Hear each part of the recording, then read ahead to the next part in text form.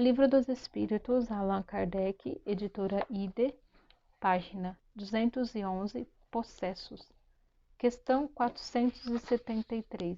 Um espírito pode, momentaneamente, revestir o envoltório de uma pessoa viva, quer dizer, se introduzir dentro de um corpo animado e agir em lugar daquele que se encontra aí encarnado? O espírito não entra em um corpo como entras em uma casa. Ele se afina com o espírito encarnado, que tem os mesmos defeitos e as mesmas qualidades para agir conjuntamente. Mas é sempre o espírito encarnado que age como quer sobre a matéria da qual está revestido.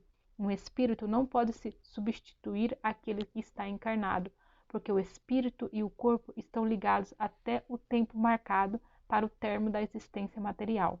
Questão 474. Se não há possessão propriamente dita, quer dizer, coabitação de dois espíritos no mesmo corpo, a alma pode se encontrar na dependência de um outro espírito, de maneira a estar por ele subjugada ou obsedada, a ponto de sua vontade esteja de alguma forma paralisada?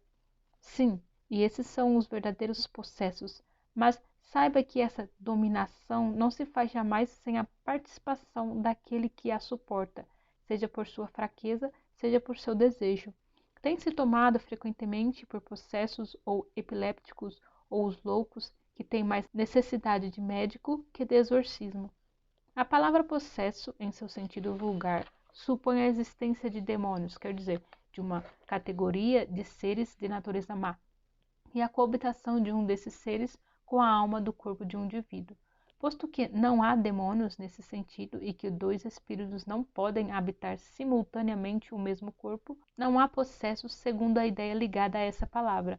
A palavra possesso não deve se entender senão como uma dependência absoluta em que a alma pode se encontrar em relação a espíritos imperfeitos que a subjugam. Questão 475.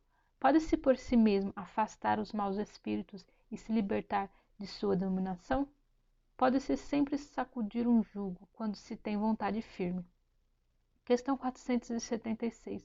Não pode acontecer que a fascinação exercida pelo mau espírito seja tal que a pessoa subjugada não a perceba? Então uma terceira pessoa pode fazer cessar a sujeição? Nesse caso, que condição deve ela empregar? Se é um homem de bem, sua vontade pode ajudar apelando pelo concurso dos bons espíritos, porque quanto mais se é um homem de bem, mais se tem poder sobre os espíritos imperfeitos para os afastar, e sobre os espíritos bons para os atrair. Entretanto, seria incapaz se aquele que está subjugado não consentir nisso. Existem pessoas de que se alegram em uma dependência que agrada seus gostos e os seus desejos. Em todos os casos, aquele cujo coração não é puro não pode ter nenhuma influência. Os bons espíritos o abandonam e os maus não o temem. Questão 477. As fórmulas de exorcismo têm alguma eficácia sobre os maus espíritos? Não. Quando esses espíritos veem alguém tomar a coisa a sério, riem e se obstinam. Questão 478. Há pessoas animadas de boas intenções e que não são menos obsedadas? Qual é o melhor meio de se livrar dos espíritos obsessores? Cansar sua paciência, não tomar conhecimento de suas sugestões, mostrar-lhes que perdem seu tempo, então, quando veem que não têm nada a fazer, eles se vão. Questão 479. A prece é um meio eficaz para curar a obsessão? A prece é um poderoso socorro em tudo, mas crede bem, não basta murmurar algumas palavras para obter o que se deseja. Deus assiste àqueles que agem e não àqueles que se limitam a pedir. É necessário, pois, que o obsediado faça, ao seu turno, aquilo que é necessário para destruir em si mesmo a causa que atrai os maus espíritos. Questão 480. Que pensar da expulsão dos demônios de que fala o Evangelho?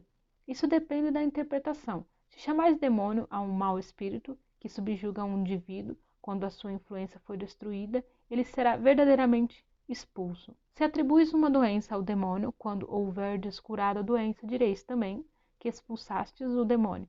Uma coisa pode ser verdadeira ou falsa segundo o sentido que se der às palavras.